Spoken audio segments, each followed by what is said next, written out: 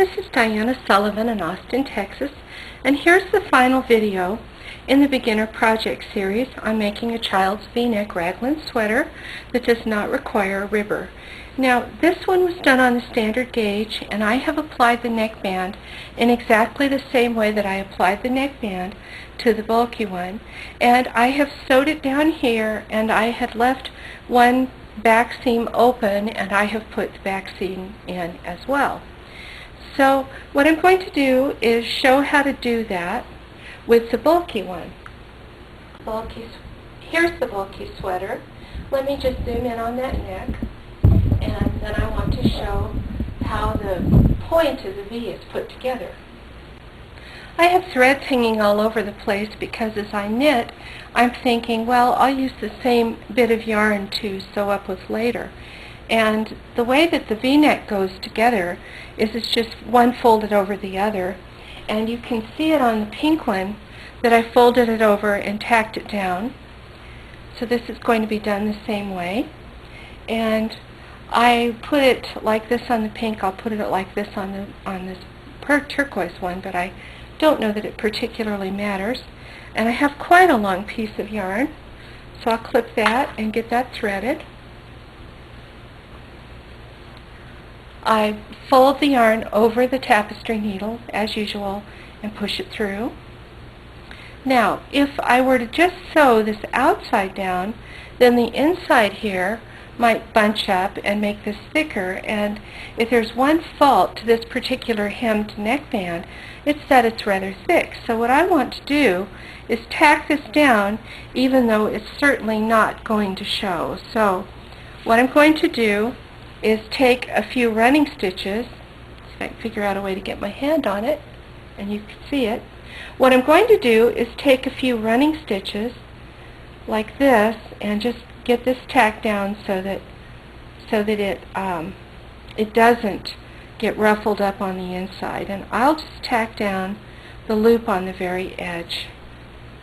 Just pick up a stitch and just tack down another loop. This is not going to show, but it will keep it a little bit flatter on the inside.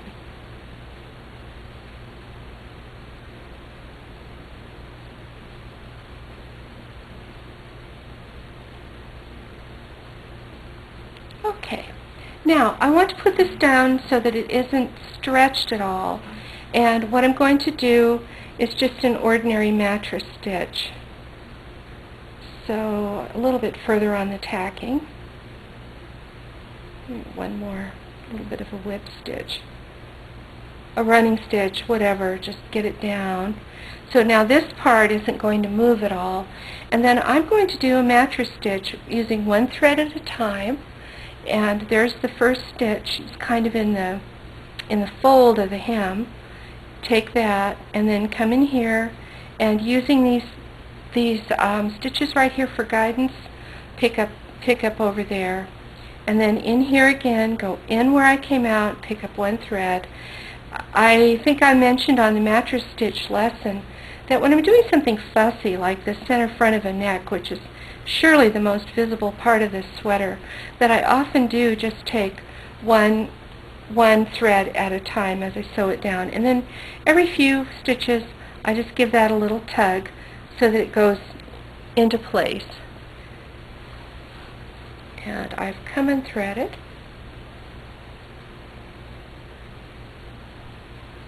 One of the things that I wanted to point out is that if you want to do sweaters without your ribber and you want to use this pattern again, that you can do absolutely any of the hems that you know how to do instead of this mock ribbing for the neck. So you could certainly do a picot hem. I've used either one of those picot hems, by the way, for a neck. Or you could also do the plain hem. In fact, lots of people use plain hems all the time, even on their cardigan bands. So I'm taking the last stitch and I'm going to pull that from the bottom. And that is how that looks on the top. Now, again, I think it would be skimping if I didn't tack down the other side of the collar.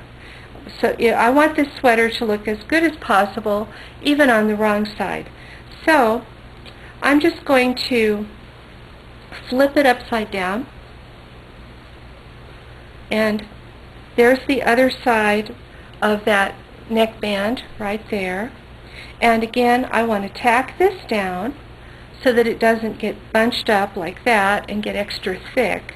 And then after I tack that down, I'm going to pull this over and tack this other side down.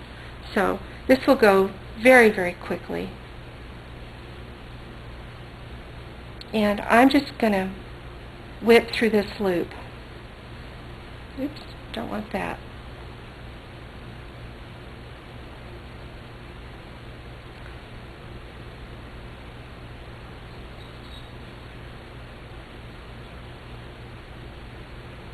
I'm just catching a thread on the one edge, which happens to be the bind off on the neck, and then I'm catching an edge on this neckband.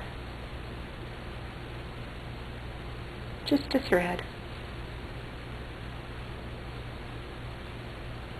And this is strictly so that it'll lie a little bit flatter. Okay, after I've tacked down enough, then I'm just going to mattress stitch, although I don't really have a great place to mattress stitch. So what I'm going to do is do the mattress stitch here and then catch in between here on this little chain edge, and it'll look fine. So I'm coming out of the neckband like that, and then I'm going to take a couple of these little chains and then go and pick up the next one and take another couple of chains. And now I think I'll pick up a couple because I don't necessarily have an equal number of spots to stitch. I have been mentioning that beautiful finishing is very important to your knitting, and when you learn how to do it, it's really the most relaxing time in the sweater. Most people who knit enjoy having a little something in their hands and doing a little handwork while they're chatting with friends or listening to television news or whatever. So anyway, this is an easy thing to do to make your things look a lot better. And if you do finish carefully, I think that your friends will be just astonished at the quality of your first project. Now that is down, and the one thing that I still want to do is tack down the thread. And to hide the ends of my threads, what I typically do is just weave in and out of a seam 5-6 times. I've tried running stitches. I've even tried using a latch tool to pull them through really quickly. That's okay if you're in a big hurry, but if you're just relaxing and you're trying to make the finishing as beautiful as possible, then that's not the best way to do it. Just to hand sew it in and out a few times.